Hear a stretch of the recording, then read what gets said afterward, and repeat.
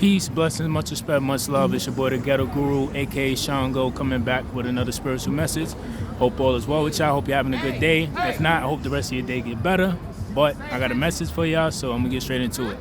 So, the title of this video is gonna be Adam and Eve creation story ties into generational curses. Adam and Eve creation story ties into generational curses. So I'm pretty sure you're like, what are you talking about? And as usual, I'm gonna elaborate. So I was thinking about this for a while now, for a few weeks, and it never really dawned on me or made sense. Well, not even to say it made sense, but it never dawned on me this realization of what I came into a few weeks ago when it came to the Adam and Eve story and how that relates to, our generational curses and stuff like that, that we, or some people like to say generational cycles, whatever one is more comfortable for you. It never resonated that those things are connected and very,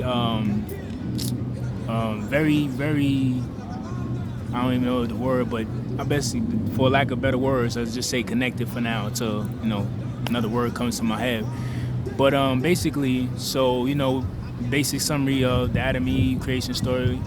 For those that don't know, basic summary was that God created Adam and Eve. They was in the Garden of Eden. They basically had innocence because they didn't know anything about good and evil and stuff like that. And God's wish, one wish for them was not to eat anything from the tree of knowledge, which had information of good and evil and stuff like that. And like I said, they had the innocence, so they didn't know nothing about none of that stuff. They didn't know nothing. They just were doing their thing in the Garden of Eden. So basically, the serpent, tempted them and told them that, it was okay to eat from the tree.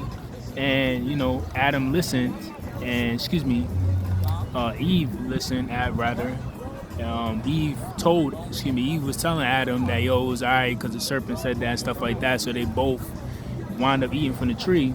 And, God knew that they ate from the tree and they wound up getting in trouble because now they know about the good and the evil from the tree of knowledge and all the other stuff that comes with that. And God didn't want them to know about any of that stuff. He didn't want them in that type of realm of knowledge and stuff like that. So when you read that story and stuff like that, to a lot of people, it doesn't make sense because of the way the story is told and because of different things that's in the story. How you doing?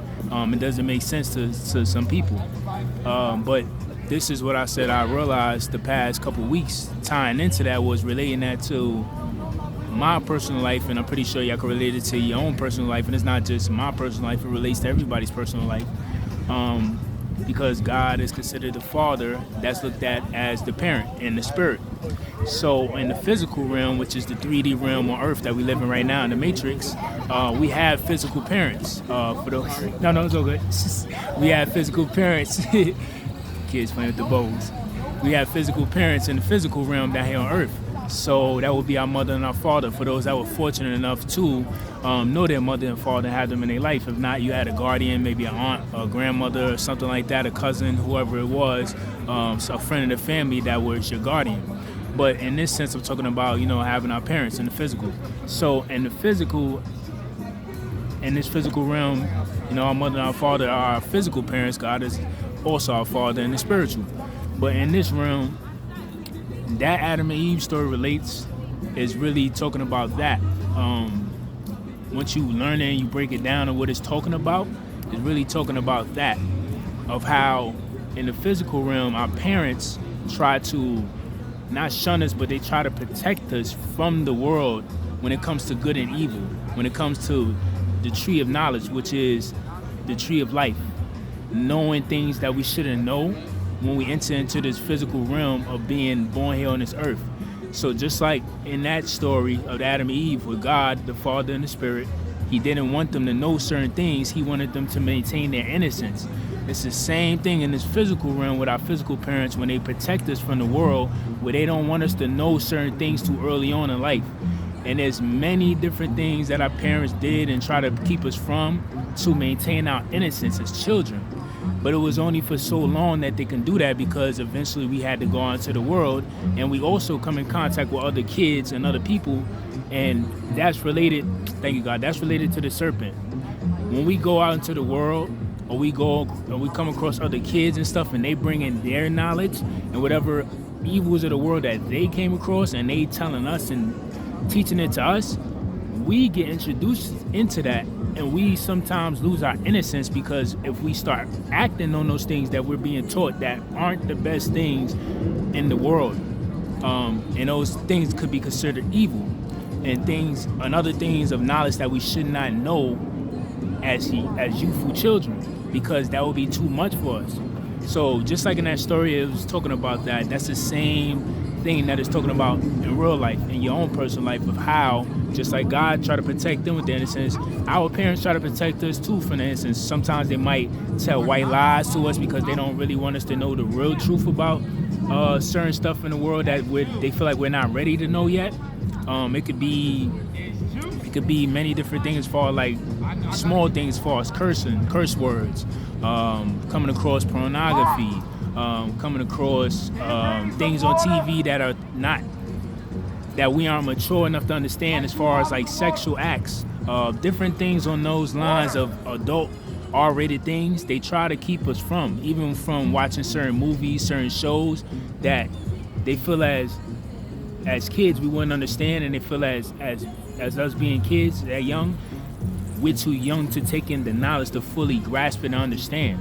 Even whether it's talking about drinking, smoking, all those things that we consider the evils of the world, those are the things that our parents in the physical realm try to protect us from and keep us from. And sometimes they might even tell white lies to even keep us from learning those things too early. And it could be a vast number of topics that would be considered evils or the evils of the world, or too much knowledge that we're too young to understand, or too young to even be learning or be talking to about.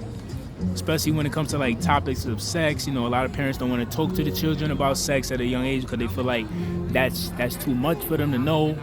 It's different things like that. So we don't realize like that's exactly what the Bible is talking about when we hear that Adam and Eve story. And yes, they talked about God as the Father in the spiritual, but in the physical realm here on earth, that same thing happens with our physical parents and how they try to protect our innocence as well. And it's only but for so long our innocence could be protected, because we have to go into the world. We also have to travel alone. We have to go to school alone at a certain age. We have to start walking outside. But mainly we come across other children and other people in the world that sometimes don't care about our innocence, and they introduce us into things that we aren't ready for.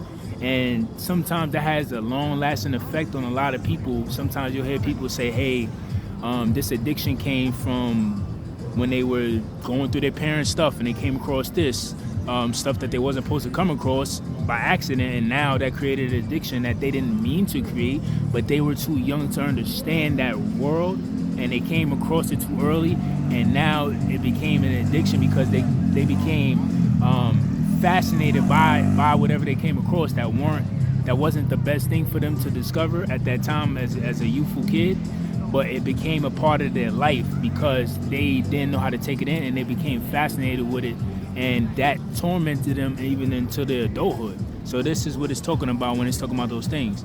Another thing about that, when it comes to the Adam and Eve story, also where it talks about inheriting the sins from Adam and Eve, and that's why we got to suffer because of what they did in the Garden of Eden by eating from the tree of knowledge. A lot of people don't understand that as well, and a lot of people don't break that down and really give a good teaching of how that is talking about life, right, in our everyday life. So this relates to the title of the video where I'm saying the generational curses and the cycle, how the Adam and Eve story relates to that. Because when they're saying that we inherited all the sins and we have to suffer now, we would never had to suffer if it wasn't for what they did. That's showing how the generational curses affect the children in certain bloodlines, because we have to suffer certain cycles and certain things that our parents did in their lifetime that maybe wasn't the best decisions or weren't the best acts in life as far as morals, values, and principles. And because of those things, we have to be the ones that suffer those things. So it might have been something they did years ago or even while we were born, or different things, and we have to suffer in that cycle of that generational curse, the generational cycle, and it's up to us to break that cycle so it doesn't continue. But that's what it's talking about when it says we inherited the sins from Adam and Eve because of what they did in the Garden of Eden. That's what it's talking about. We inherited also our parents' sins and stuff like that, the things they did, and we got to break the generational curses. So that's why they always tell people to be mindful what they're doing, because it can have a long-lasting effect, and it can affect the children. I give you guys one example about that. If you guys didn't see the documentary on Freeway Ricky Ross, one of his partners talked about it, how once they really started getting out the game and stuff like that, and they seen how much torment and destruction it did to the community, and not just to the community and to their lives, but it also affected their children's life. He said that when his daughter was born, she had to get surgery. I believe it was to get her kidney removed or something like that, and she was like a real young baby. She had complications, and the doctor asked him like, "Hey, did anybody do drugs while she was in the belly and stuff like that? Did the mother do anything?" He was like, "Nah, nobody did drugs." And he said he remembered as soon as he said that, he started thinking back to all the times he was bagging up the crack and everything, and how it was getting in his fingertips and going into his system. And that's what hit him, of how that destruction and that lifestyle affected his daughter. And she had to be the one to suffer and had this scar because of him, and it broke him down as a man. But those are examples that I'm talking about, where I'm saying because of those things sometimes that the parents do, we inherit their sins, or we inherit what they did. And we sometimes, as the children in this bloodline, we have to suffer because of things that our parents did.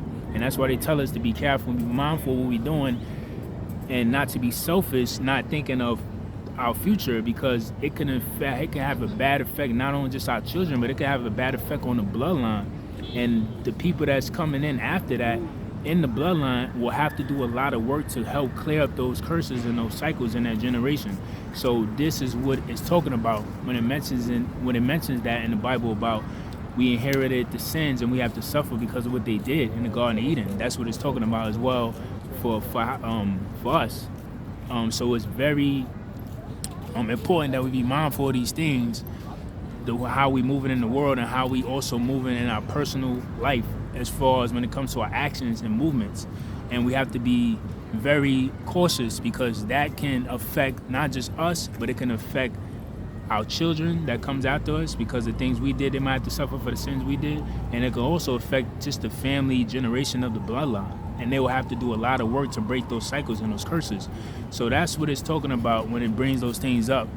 And it's very interesting, because a lot of us don't get this breakdown, and we don't get this taught to us to understand what it's talking about. So a lot of people don't understand the creation story, and they don't understand how it relates to life, or how it relates to our current living. And it's because nobody's breaking that down to make that connection. So that's why I'm doing this video, so people can understand that when it's talking about that, it's also talking about our parents in the physical. And yes, God is our Father in the spiritual, but it's talking about in this physical world.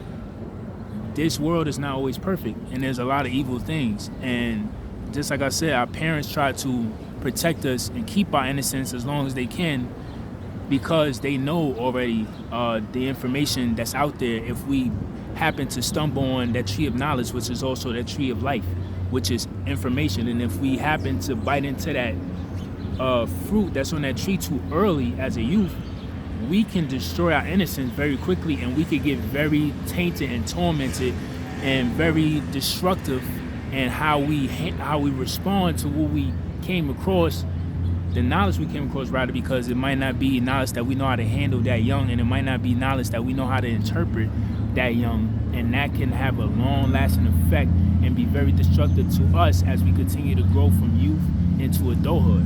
And it can affect our children as we get older. If we have children down the line, it could affect the rest of the bloodline.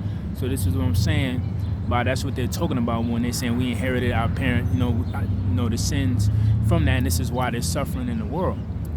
It's the same thing when your parents do certain things, you inherit what they did, and you have to come after them and suffer for what they did. It could also be examples of people that were in the street doing certain things, and now, because of what they did and things that weren't morally correct in the streets and were very destructive, now the kids might have to suffer by that, because when they go outside, people know who they are, they know who child that is, and they know the history of what their parent was doing in the street. Even though the child has nothing to do with that, the child has to suffer while walking around or worrying about, the parent has to worry about somebody's going to do something to that child, or if the child is going to pick up and follow in the same footsteps because they're watching them do these things. So this is what I'm saying about the sins being inherited down to the child, and we have to be mindful of that, because it can have a very, like I said, destructive and long-lasting effect on not just the child as they continue to get older in the world, but it can have a long-lasting effect on the whole bloodline. And then people will have to work harder and do a bunch of things to help break that generational curse and that generational cycle. So I just wanted to break that down and really connect those dots for people that have trouble with understanding that part of the story, and having trouble of how that part of the story, well, not part of the story, but how that whole story relates to current life. And not just for me, it relates to everybody in their current life. If you look at the how relatable it is to your own personal life when it comes to your parents, things that they did, things that you might have had to witness and suffer because of what your parents did. It could be many different things. Sometimes we suffer addiction because addiction runs in the family. And the kids might run into that later on and not know exactly why they have addictive ways or addictive personality, but it's because they don't know that their parents had addictive things or addictive ways, and it's in the bloodline. And that's part of the suffering and inheriting the sins, like it's talking about in the Bible, because they ate from the tree, we now have to suffer and inherit the sins of what they did. That's the same thing when it's an addictive parent, and now it goes down to the child, and the child doesn't know where it's coming from, but that's the same thing. You inherited that, and the child's lesson is to learn from that, learn from those addictive ways, learn from where it's coming from, and learn how to end it, and learn how to create healthier ways to deal with things instead of turning to addiction.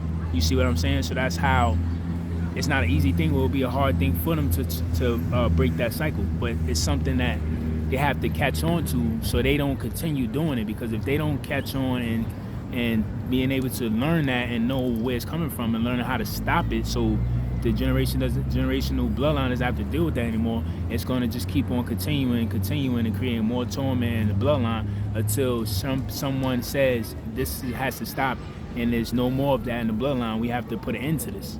So, just remember that when it's talking about that, it's talking about same thing as in this physical realm of the earth and the 3D of the matrix, that we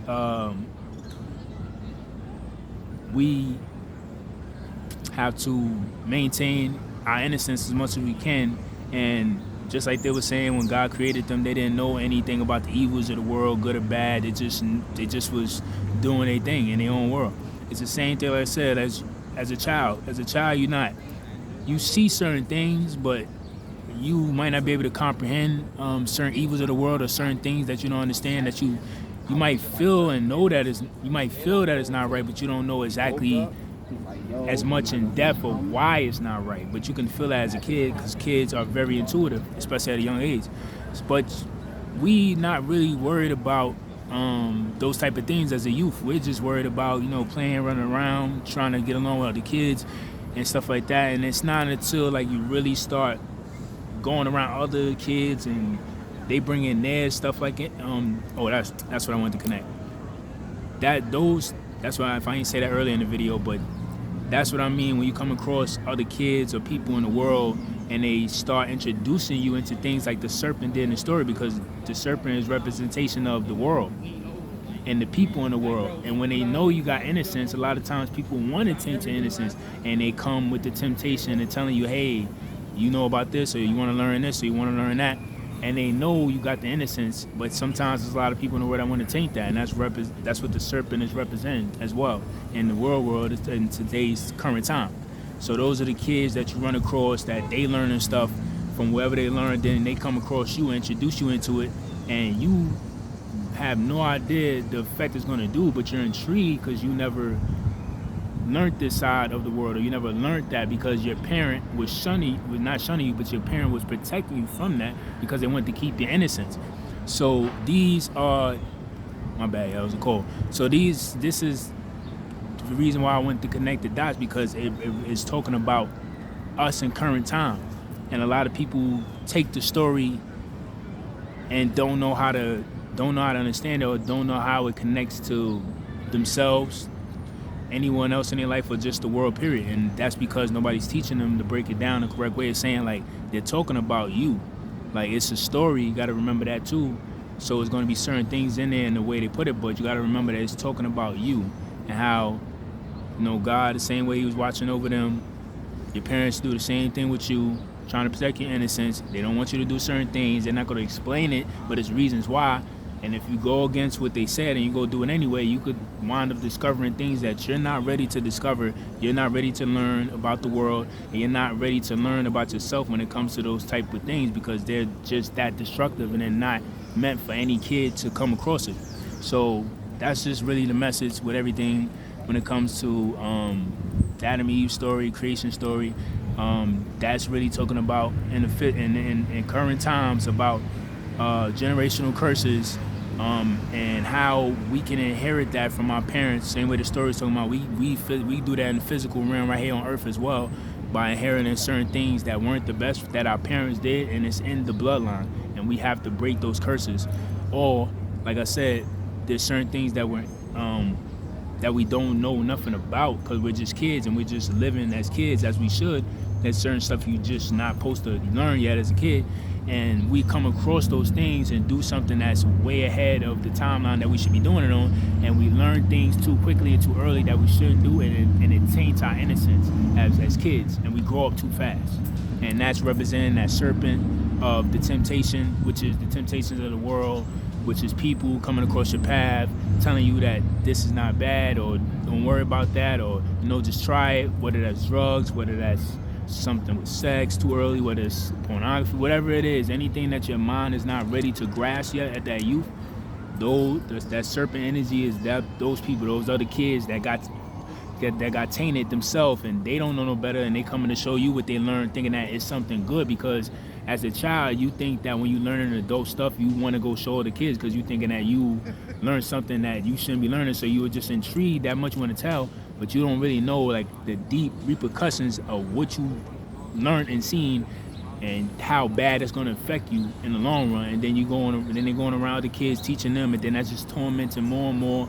You see what I'm saying? And then before you know it, you got a whole neighborhood, a whole community of kids whose innocence is taken way too early, and they doing too much, and they know too much at way too much at an early age. And now, because the innocence is tainted, they growing up too fast, and they doing too much adult things. And we see that with kids. They're smoking at like 12, 13, having sex at like 11, 10. Like, these are things that they come across way too early, because they wind up eating from that tree of knowledge, which the representation of today's current time would be the tree of life. So that's just the message. I just want to connect those things, and that's really it. I'm not going to keep on elaborating, because I don't want to keep saying the same thing over and over. So yeah, I pretty much, I'm pretty sure y'all understand what I'm saying. So peace and blessings, much respect, much love. I love y'all. Keep doing your thing. Stay goal oriented, stay focused, and like I always say, whether we run, whether we jog, whether we sprint or crawl, because life is that hard sometimes. You can't run, you can't jog, you can't sprint.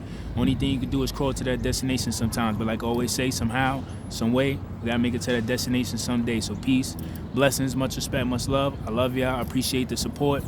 Until the next topic, I'll catch y'all in the next video. Peace.